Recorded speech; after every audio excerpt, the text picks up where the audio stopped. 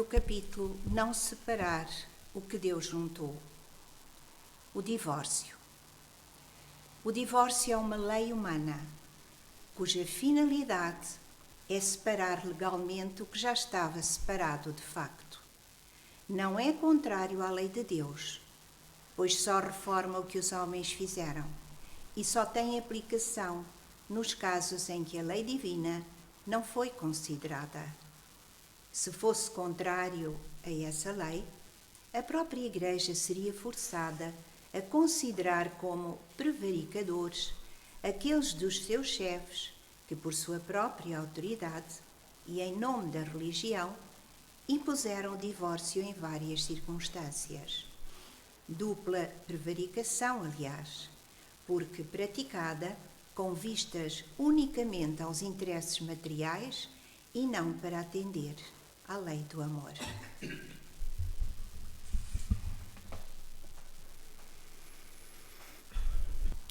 O casamento, seja na sua condição mais formal e legal, seja na sua condição mais simples de pura união de duas almas que decidem partilhar um compromisso, é uma das formas que nós dispomos para aprendermos a amar-nos. Assim como há muitas outras. No amor na relação entre pais e filhos, na nossa relação uns com os outros na vida social, no trabalho.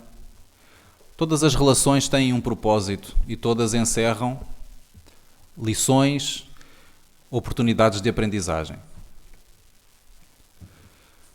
No casamento, ou nesta união entre duas almas que partilham uma vida em comum, na intimidade, existe um desafio maior, na medida em que, justamente pela partilha da intimidade, estas duas almas se encontram muito expostas uma à outra. Portanto, muito mais vulneráveis, o que exige de cada uma um cuidado mais especial para com a outra. Porque quanto mais vulneráveis nós estivermos numa relação, maior é a possibilidade que o outro tem de nos fazer sofrer. Mas também é justamente dessa vulnerabilidade que a união se torna mais autêntica, mais real, em que nós nos permitimos sentir e também nos permitimos doar ao outro de uma forma mais profunda. Ora, idealmente, as uniões entre duas almas seriam uniões felizes, na medida em que são aquelas relações que nós temos, e cada vez mais, a liberdade para escolher. Nem sempre foi assim. No passado, durante milénios, o casamento era algo assim arranjado, que estava sujeito ao peso grande das convenções humanas. E o amor era assim a cereja no topo do bolo. Era um luxo que poderia ser que acontecesse. Mas não era esse o principal motivador do casamento. Essa ideia de que aqueles que assumem uma relação devem fazê-lo por amor é uma ideia relativamente recente. Vem assim do período do romantismo, em que as almas devem ser livres para buscarem aquelas que amam verdadeiramente. O casamento deixa de ser visto como algo que obedece a interesses, obedece a convenções, para obedecer aos apelos do coração. Mas então nós temos milénios de uniões, experiência na união pela força da convenção, da tradição. Recuando algum tempo, vamos constatar pela história que muitos casamentos eram arranjados pelas famílias. Para que, por exemplo, se pudessem conservar determinadas fortunas dentro da esfera daquela família consanguínea. Eram casamentos por interesse, para que através dessa união, se pudesse ter acessos a outras riquezas da outra família. Havia a barreira da classe social. Não era bem visto e não era fácil que pessoas de classes sociais diferentes pudessem unir-se. Dificilmente as famílias o aceitariam. Então havia um peso muito grande. Ora, à luz da doutrina espírita, nós podemos compreender o quanto nós, enquanto coletividade, sujeitando-nos mais às convenções do que ao sentimento, mais aos interesses materiais do que à espontaneidade do coração, acabamos por nos comprometer uns com os outros. Inclusive é comprometer-nos com aqueles a quem forçamos a determinadas relações.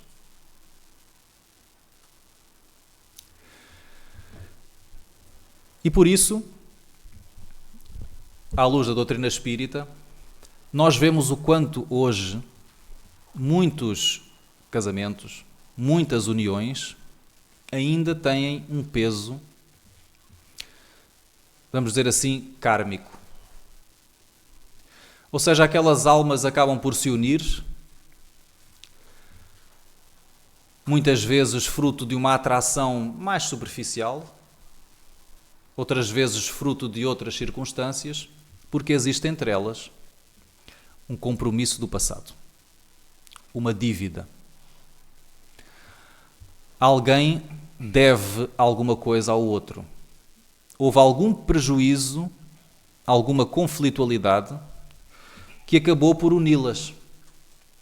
E hoje têm a prova de conviverem debaixo do mesmo teto, muitas vezes tendo à sua responsabilidade filhos, o que torna a própria situação mais complexa. Então, nestes casos, pode acontecer que as duas pessoas, numa fase inicial, se enamorem, se apaixonem e ficam assim sob o efeito da ilusão da paixão, em que vem tudo cor-de-rosa, o que é normal, faz parte da fase da paixão, muitos passamos por isso. E depois, com o tempo, começam verdadeiramente a conhecer-se, começam a compreender a falta de afinidade que existe, começam a compreender e a conhecer determinados traços de personalidade de um e outro que se chocam. Começam a perceber a diferença que existe nas aspirações, nos projetos de vida, na forma de estar na vida, até mesmo em alguns casos nos valores. E então as próprias circunstâncias acabam por forçar a permanência da união. Ora, não é por acaso que isto acontece. Nenhuma união é por acaso. Muito dificilmente duas almas se unem que não tenham rigorosamente nada a ver uma com a outra.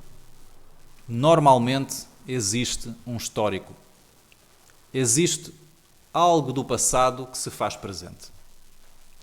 E é por isso, por essa união anterior, essa relação anterior entre essas duas almas, que poderão ter-se comprometido, que as circunstâncias do presente acabaram por voltar a uni-las, a trazê-las ao caminho uma da outra, para que tivessem a oportunidade de se corrigirem,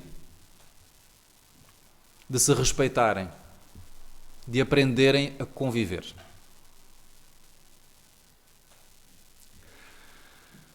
São mais raros os casos em que existe uma afinidade real,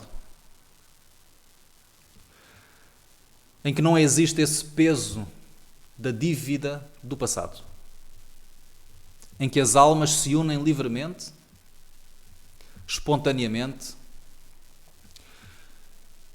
por efeito de uma similaridade. Então existe uma atração pela semelhança. E é claro que nesses casos a união vai ser muito mais feliz, vai ser muito mais suave, com menos atritos, com menos dificuldades. E também não é por acaso que essas almas usufruem dessa oportunidade, porque tudo na vida resulta de uma construção. Nós colhemos sempre aquilo que semeamos.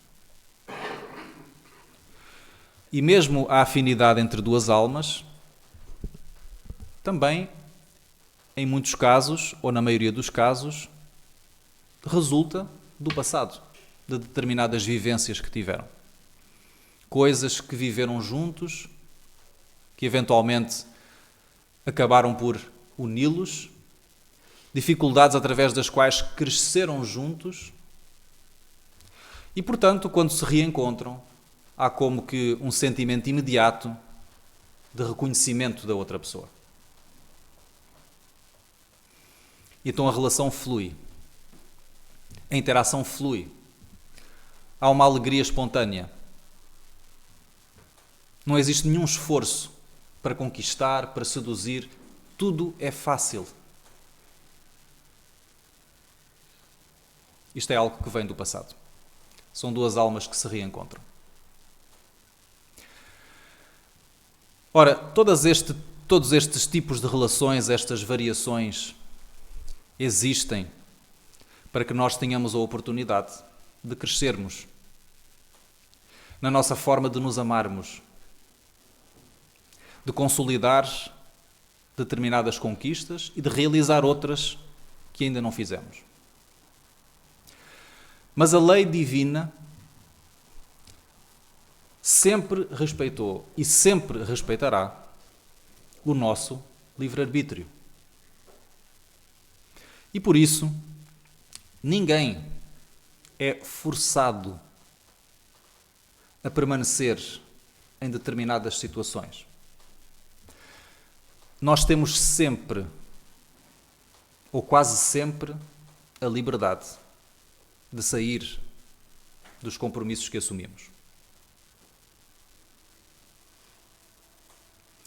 Porque Deus não usa a violência. Deus usa o tempo. E com o tempo nós acabamos por chegar a determinadas conclusões, acabamos por adquirir consciência e vamos aprendendo a fazer melhores escolhas. Mas Deus não nos força, Deus não nos violenta. E por isso, o divórcio é uma possibilidade. E é interessante que hoje em dia, para nós isso é óbvio na sociedade em que estamos.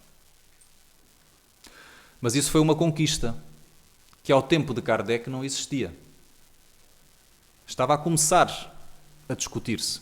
Assim como estava a começar a discutir-se o direito da mulher ao voto, que na altura também não tinha. Então nós vemos aqui o espírito progressista de Kardec ao levantar estas questões, ao indagar sobre elas, sobre as implicações que os ensinamentos dos espíritos superiores a respeito da imortalidade da alma, a respeito da reencarnação, a respeito das uniões entre as almas, têm para o nosso entendimento da nossa relação uns com os outros. E então fica claro aqui que é claro que existe um convite da vida para nós nos reconciliarmos sempre. Esse convite existe cada vez que a vida traz ao nosso caminho alguém com quem nós temos dificuldade em lidar. Isto não acontece só na relação matrimonial, acontece em todas as outras relações.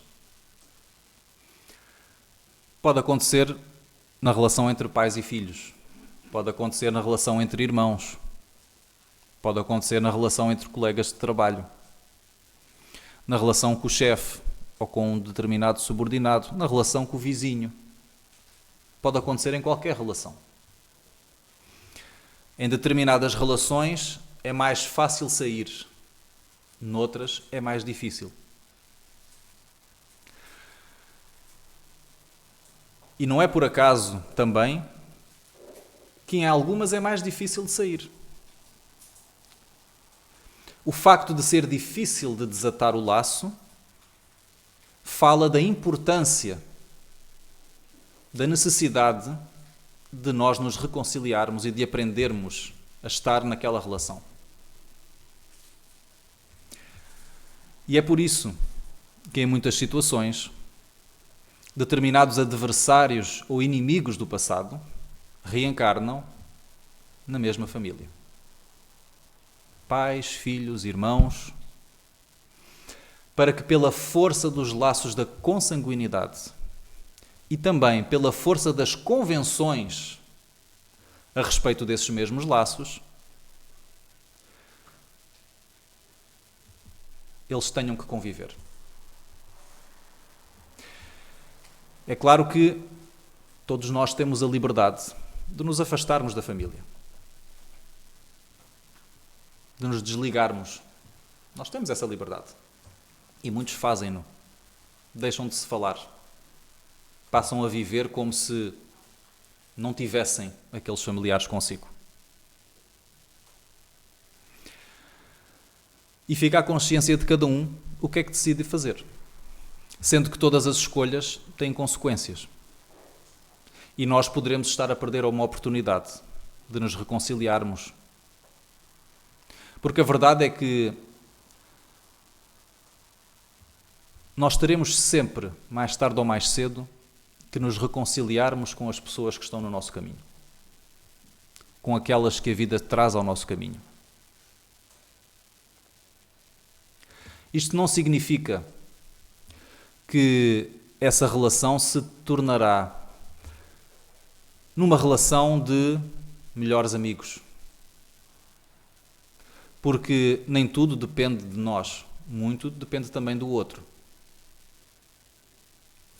Mas o nosso trabalho é cuidar daquilo que nós sentimos em relação ao outro e da forma como lidamos com o comportamento do outro.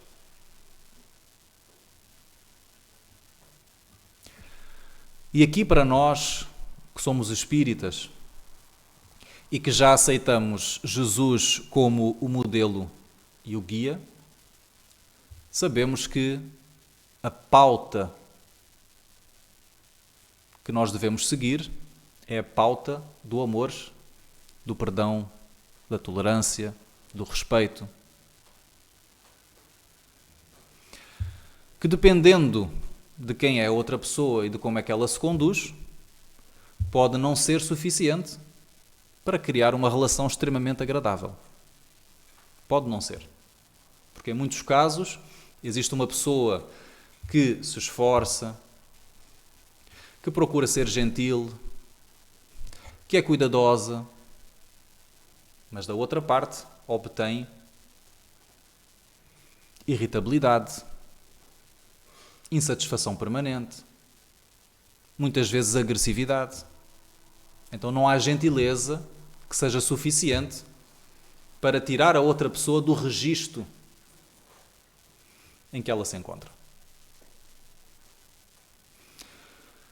E isso é da responsabilidade dela. Porque nós não temos como mudar o outro. Nós só temos como nos mudar a nós mesmos. E nesses casos, é claro que nós vamos ter que tomar uma decisão. Vamos ter que saber como nos posicionar. Vamos ter talvez que ajustar as nossas expectativas. E podemos chegar à conclusão que não há condição, por muito que nós nos esforcemos, para manter uma relação de muita proximidade e de intimidade com aquela pessoa.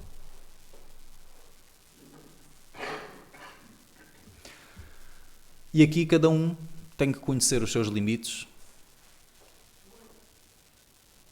porque todos nós os temos. E é necessário que nós respeitemos os nossos limites, porque isso é também uma prova de auto-amor.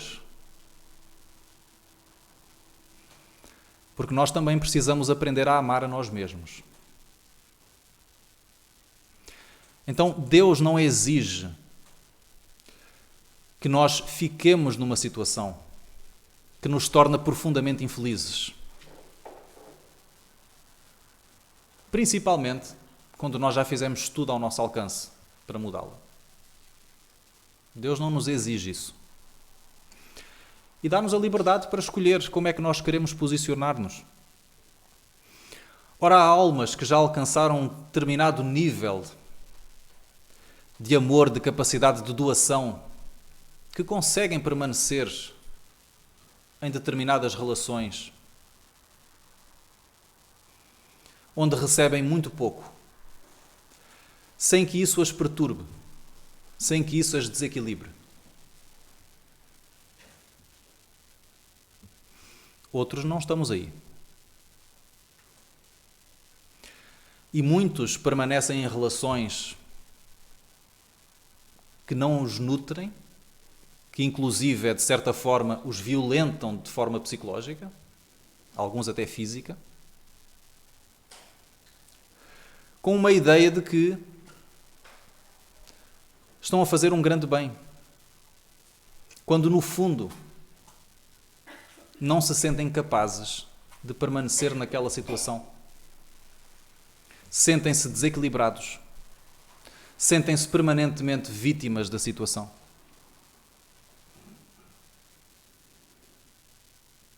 E procuram racionalizar, alguns até espíritas. Procuram racionalizar, não, mas é um sacrifício que eu faço pelo outro. Mas no fundo, a pessoa simplesmente não tem coragem de sair. Ou seja, não é uma escolha consciente que a pessoa faz de permanecer. A pessoa permanece por falta de energia, por falta de coragem, por falta de amor por si própria, por falta de autoestima. A pessoa permanece naquela situação. E é uma situação em que ninguém cresce. Nem a pessoa cresce, nem o outro cresce. Porque para a relação crescer, alguém tem que mudar a dinâmica. E muitas vezes é preciso que uma das partes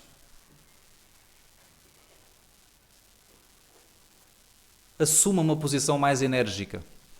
Não estamos a falar de ser agressivo. Não estamos a falar de ser violento. Mas uma posição mais enérgica no sentido de estabelecer limites. Estabelecer limites. E de fazer o outro sentir que ela tem escolha para a sua vida. Que ela tem alternativa. Que se ela quiser ficar sozinha, ela fica sozinha. Porque ela sabe o que quer. E que se ela está ali, é porque por enquanto ela quer estar ali. Mas que não está disposta a tolerar qualquer coisa. E portanto sabe estabelecer limites na forma como é tratada. E em muitos casos, quando a pessoa cresce neste sentido, o outro desperta também. Porque começa a tomar consciência do seu próprio comportamento. E começa a perceber que não pode dizer qualquer coisa, não pode fazer qualquer coisa. E que tem que começar a cuidar daquilo que diz e daquilo que faz. Tem que começar a respeitar.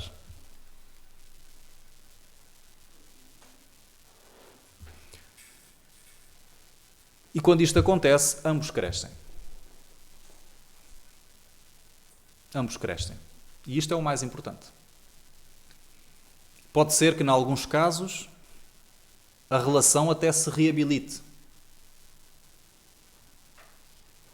Comecem a olhar um para o outro de uma forma diferente e a identificar um no outro aspectos, características que nunca tinham visto. Porque estavam presos naquela dinâmica.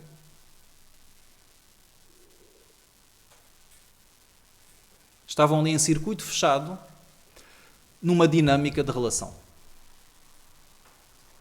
Era preciso quebrar a dinâmica para que ambos crescessem e se reconhecessem como eram realmente. Mas pode ser que uma das partes esteja tão cristalizada que a única forma dela acordar é pôr um fim à relação. E dizer, para mim, chega.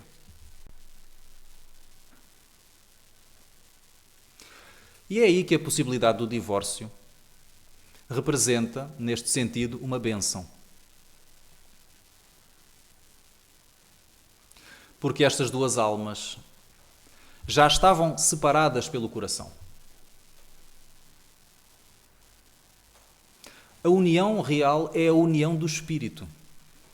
Não é a união do corpo, nem é a união pela lei. É a união do espírito.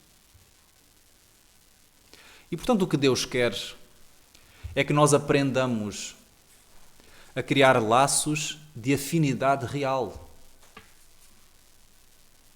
De proximidade de mentes, de proximidade de corações. Autêntico. E nós sentimos isso, nós sabemos quando a nossa relação com o outro, quando a nossa atração pelo outro, a nossa ligação com o outro é real. Nós sentimos. Porque quando isso acontece, tudo flui. Tudo flui.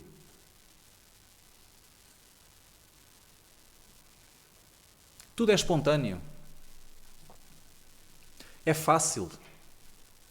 É fácil conversar, é fácil de aproximar, até é fácil de resolver conflitos que surjam. Tudo flui. Tudo se ultrapassa. Nós sentimos essa diferença. Ao passo que noutras relações parece que não há ali nada, não há ponta por onde se pegue. Parece que a distância entre nós é tão grande que é difícil de perceber como é que pode haver ali uma convivência além daquilo que seja requisitado por uma determinada situação ou contexto.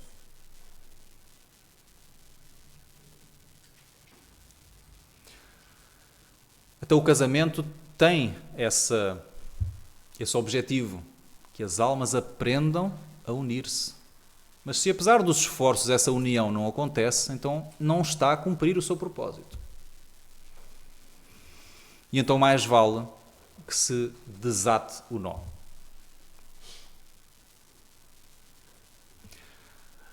E até aqui é importante saber fazê-lo de uma forma cristã. Chico Xavier dizia: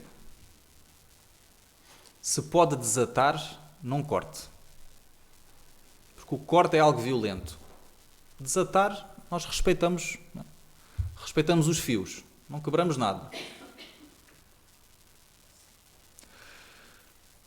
E então, mesmo no divórcio, é uma oportunidade para que ambas as partes pratiquem o respeito uma pela outra. E saibam fazê-lo com consideração. Saibam fazê-lo com humanidade. Com consideração uma pela outra. Com compaixão uma pela outra. Até mesmo, em alguns casos, com amizade uma pela outra. Porque há casais que se divorciam e permanecem amigos.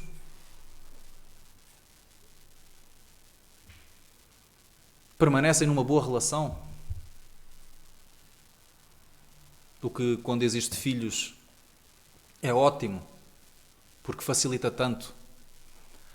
Ao passo que outros permanecem na conflitualidade e fazem do processo de divórcio uma autêntica guerra, utilizando tantas vezes os filhos como arma de arremesso. Então, qualquer relação onde nós estamos é possível de ser desatada, desde que o façamos com respeito e humanidade. Também existem casos em que, depois do divórcio, depois de algum distanciamento, ambas as partes ganham uma outra perspectiva da sua vida, têm espaço para escutarem aquilo que vai dentro de si e até voltam a reatar. Mais tarde, quando se encontram e conseguem enxergar no outro algo que não tinham visto, conseguem revelarem-se sobre si algo que nunca tinham revelado.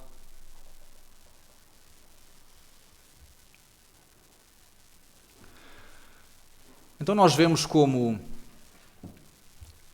existe uma distância ainda entre aquilo que são as leis de Deus e aquilo que são as leis humanas. As leis humanas são limitadas, porque nós somos limitados. E ainda sofremos o peso e os vieses das nossas tradições, das nossas convenções, que nos fazem olhar para a realidade muitas vezes de forma estreita. Mas a lei de Deus é a lei de amor. E o amor não força nada. O amor não força nada. Dá a todos liberdade para decidirem de acordo com a sua consciência. E aí cada um na situação em que está tem que escutar a sua consciência e perceber o que é que está certo naquela situação. Não há regras. A única coisa que nós temos que fazer é viver com amor e com respeito pelo outro. E amor pelo outro não significa atração pelo outro. Não significa gostar muito do outro. Porque gostar é uma coisa, amar é outra. Gostar é quando existe algo exterior que nos agrada. Aí nós gostamos. Porque nos agrada à vista, porque nos agrada ao paladar, porque nos agrada na medida em que corresponde a determinadas expectativas. Amar é algo que vem de nós. E o amor, no seu sentido mais maduro, é uma decisão consciente de fazer algo de bom pelo outro. Quer gostemos, quer não, mas fazer algo de bom pelo outro. E todos nós, nas relações conjugais, nas relações amorosas, onde estivermos, por muito difíceis ou não que sejam, nós temos todos os dias a oportunidade de fazer algo de bom pelo outro. E esse é o objetivo. Nós aprendermos a amar o outro dentro daquilo que é possível.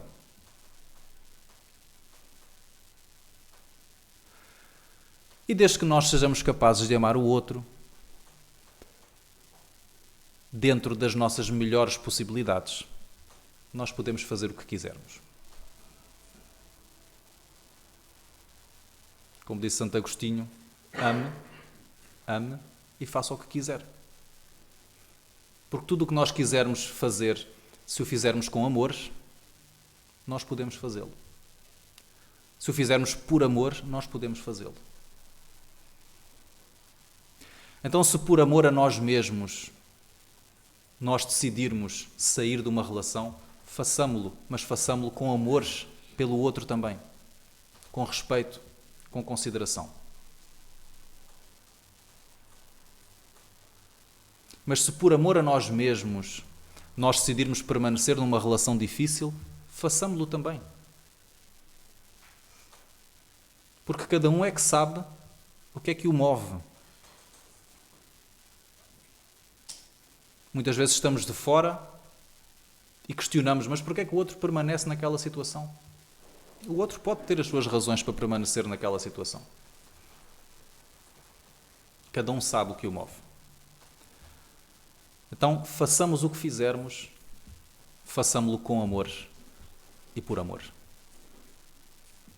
E a probabilidade de estarmos a fazer algo certo é grande. Então que Jesus nos abençoe, nos fortaleça e continue a esclarecer-nos no imo do nosso coração, para que nós no dia a dia, nas situações mais difíceis, nas relações mais atribuladas, consigamos fazer boas escolhas e crescer sempre na nossa forma de nos amarmos uns aos outros. Muita paz.